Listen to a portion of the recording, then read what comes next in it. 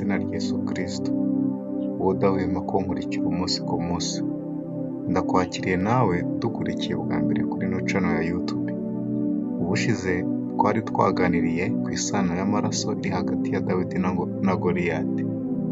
Hanyuma dusoza tuvuga ko ubutaha tuzavuga ku Bafilisitiya mu buryo bwimbitse, nubwo nyuma tuzakomeza tuvuga byimbitse kuri Dawidi na Goliyati n'ubundi bwoko n'izindi nkuru zitandukanye tuzavuga zungura ubwenge.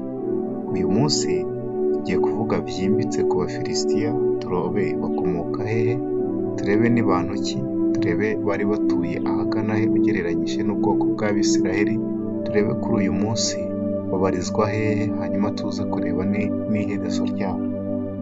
Abafilisitiya ni ubwoko bukomoka nyine mu miryango ya Adamu.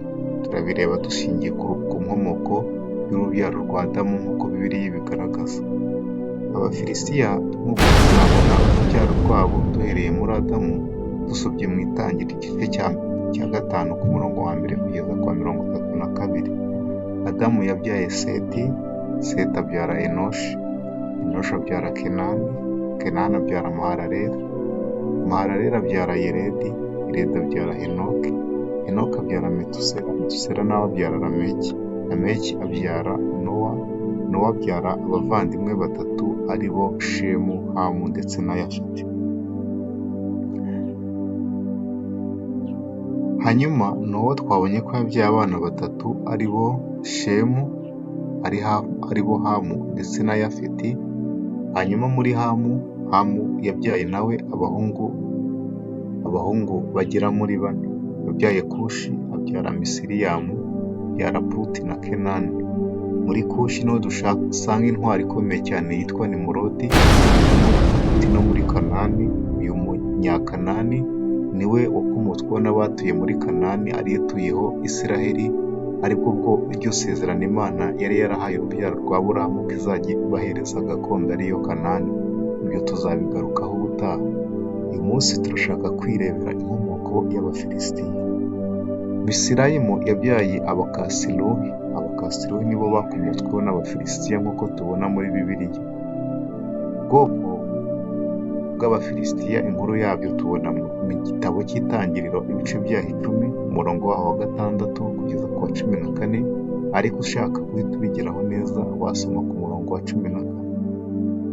Abafilisitiya batuye mu majyepfo y'Ubuyuda. Igihugu cyabo babayeho hagati y'umwaka w'igihumbi 200 mbere ya Yesu Kristo kugeza muri 600 mbere ya Kristo.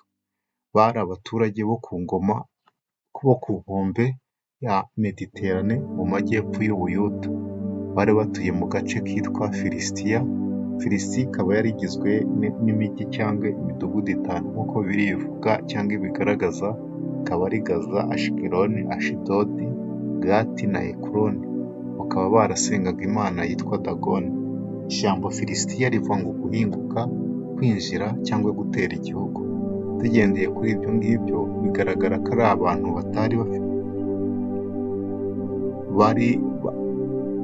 bakundaga kurwana cyane. Niyo mpamvu baturutse mu birwa byo mu nyanja ya Mediterane bagera mu majyepfo y'Ubuyuda kubera intambara. Ukurikije n'ibitabo byanditswe n'Abanyegiputa bigaragara ko bigeze no kurwana na Farawo Ramsesi. Bavuga amateka y'urugamba rwabo. Ikigaragara ahantu bavugwa cyane muri Bibiliya ni mu bihe by'abacamanza, mu gihe cy'umucamanza Samweli ku ngoma y'umwami Sawuli ndetse na Dawidi. Aba Bafilisitiya baje gukurwaho cyangwa ubwoko bwa Filisitiya bwaze kumarwaho neza ku ngoma y'umwami Nebukadinezari w'i Babuloni, wabajyanye mu gihugu cyiwe. Agace bari batuyemo agagatuzamo ubwoko bwiwe.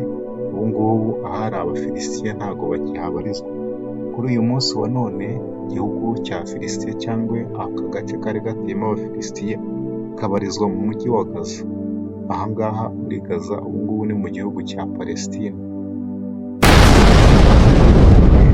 Murakoze cyane kudukurikira ko twabonye inkomoko y'ubwoko bw'Abafilisitiya ko bakomoka mu birwa byo mu nyanja ya Mediterane Ikindi kandi tukaba tubona ko mu rubyaro rwa Nora baturukaga muri Hamu, umuhungu we witwaga Misirayimu akaba aribo bakomokaho.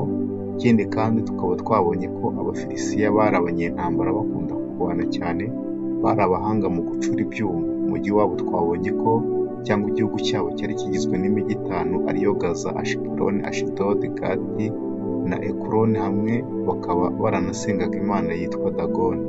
Mu mateka y'Abafilisitiya kandi bakunze kurwana n'Abisirayeli cyane, ni nk'urugamba ruzwi muri Bibiliya mu gitabo cya mbere cya Samweli ibice byaho 17, aho barwanaga bafite intwari yitwaga Goliyati twavuzeho ubushize, waje kwicwa na Dawidi.